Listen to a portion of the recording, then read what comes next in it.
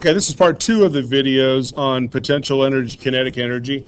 In part 1, we reviewed the work energy theorem, kinetic energy, some work, and that took us here to this slide where we use the work equation and consider the situation where the object's being lifted straight up, which makes the weight be the force, and the weight is mg. So plugging that in, we ended up with this thing called gravitational potential energy. The equation's Pe equals mgh. If we plug the units in for that, that'll be in kilograms and meters per second squared and meters, which works out to be, a kilogram meter squared per second squared, and that is a joule. So like we would expect for an energy unit, potential energy is measured in joules.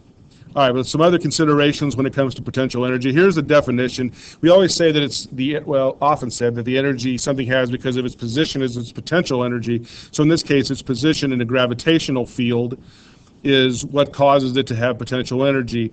But where you are depends on kind of how you look at it. So we have to pick a reference level to be 0. Let's talk practically. The ground is about as far down as you can go. It's unlikely that you're going to go below the ground, so that might be your best reference for 0 potential energy. But in reality, I'm sitting here on the second floor of a building where it's unlikely that if I drop something like a book that it's going to go any farther than the floor of this second story of the building. So we're going to call probably the floor 0.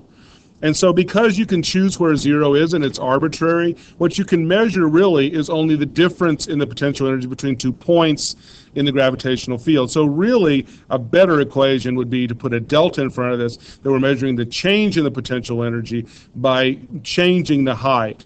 Now we could also change the force by changing either m or g, but for our purposes we're going to just assume those things are going to be constant, and we'll just change the height over small distances.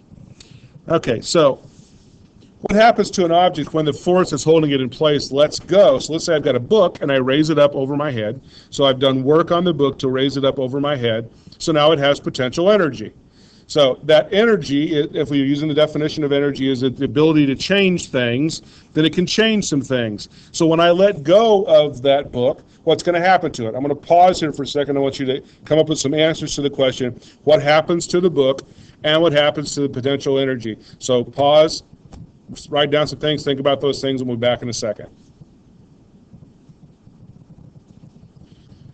Okay, so when you let go of the book, you know it's going to fall toward the ground. As it falls toward the ground, the gravity of the earth is going to cause it to accelerate toward the ground. So when it gets down to the ground, it's going to be moving. As it falls, it's going to move faster and faster. So that potential energy that it has is going to be converted into kinetic energy.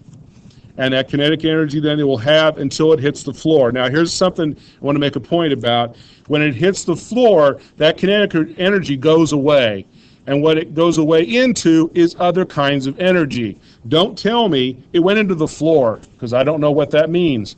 When that happens, tell me that it became other kinds of energy. And when we start the next video, we can talk about what some of those are.